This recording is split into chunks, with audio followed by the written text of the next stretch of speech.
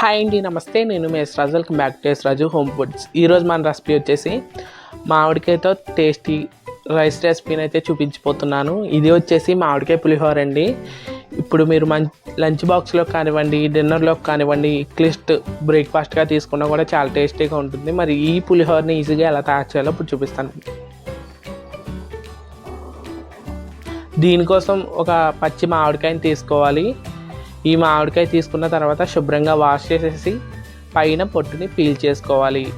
ఇలా చక్కగా పీల్ చేసేసుకున్న తర్వాత దీన్ని ఒక గ్రేడర్తో సన్నటి దారాల్లో వచ్చే విధంగా తురుముకోవాలండి. మీరు ఇలా తురుముకునే బదులు ముక్కలుగా కోసుకుని మీరు మిక్సీ జార్కి కూడా ఈ మామిడికాయని వేసుకోవచ్చు. ఇలా చక్కగా మామిడికాయని అంతా కూడా తురిమేసుకోవాలండి. నేను ఇక్కడ వీడియో క్లిప్లో చూపిస్తున్నట్టుగా ఉండాలి తురుము అనేది.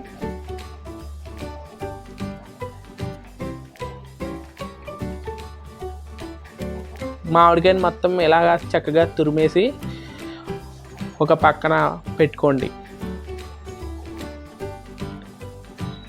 పక్కకి పెట్టేసిన తర్వాత ఒక ప్లేట్ని తీసుకోండి. అందులోకి నేను ముందుగా అన్నాన్ని ఒక గ్లాస్ బియ్యాన్ని అన్నం వండి పెట్టుకున్నాను. ఆ అన్నాన్ని చల్లారి పెట్టుకోవాలి. నేను ఇక్కడ 2 కప్పుల వరకు రైస్ అయితే తీసుకుంటున్నాను.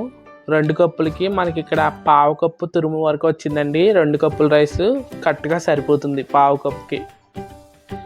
పుల్లటి మామిడికాయ అయితే కనుక 3 కప్పులు రైస్ వేసుకోవచ్చు మీరు. ఇలాగా మామిడికాయ తురుము రైస్లోకి వేసేసి బాగా పట్టించేసి ఒక 5 మినిట్స్ పాటు అన్నానికి పట్టే విధంగా పక్కన ఉంచండి. నెక్స్ట్ స్టవ్ మీద ఒక గిన్నెని పెట్టండి. అందులోకి 2 టేబుల్ స్పూన్స్ వరకు ఆయిల్ వేయండి. ఆయిల్ కాగిన తర్వాత పోపు దినుసులు వేయండి. ఒక 2 టీ స్పూన్స్ వరకు పోపు దినుసులు వేసి ఫ్రై అయ్యే విధంగా బాగా కలిపిన తర్వాత ఫ్రై అయిన తర్వాత అందులోకి ఒక 7 పచ్చిమిర్చి వరకు వేసేయండి.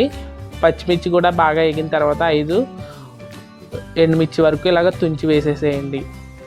ఇలా చక్కగా పోపు అనేది చక్కగా వేపుకోవాలండి. పులిహోర టేస్ట్ అనేది పోపు తాలింపు వేగడంలోనే ఉంటుంది.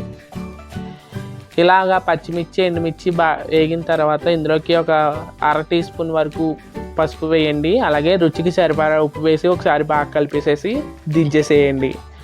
దించేసిన వెంటనే మనం కలిపి పెట్టుకున్న రైస్లోకి పోపును వేసేసేసి బాగా మిక్స్ చేసేసేయండి. ముందు వేడిగా ఉంటుంది కాబట్టి ఒక గరిటెతో మిక్స్ చేయండి. తర్వాత చేతితో అన్నానికి పోపు అంతా బాగా పట్టే విధంగా బాగా కలుపుకోండి. అంతేనండి, టేస్టీ మామిడికాయ పులిహోర అనేది రెడీ అయిపోయింది. ఇప్పుడు మామిడికాయల సీజనే కాబట్టి మీరు ఇంట్లో తప్పకుండా ట్రై చేయండి. ఇది మీరు 5 మినిట్స్లోనే ఈజీగా అయిపోతుంది మామిడికాయ పులిహోర అనేది. మరి ఈ వీడియో మీకు నచ్చినట్లయితే లైక్ చేయండి, షేర్ చేయండి. మరిన్ని వీడియోస్ కోసం రాజు హోమ్ ఫుడ్ ఛానల్ని సబ్స్క్రైబ్ చేసుకోండి. Thank you for watching. ఉంటానండి.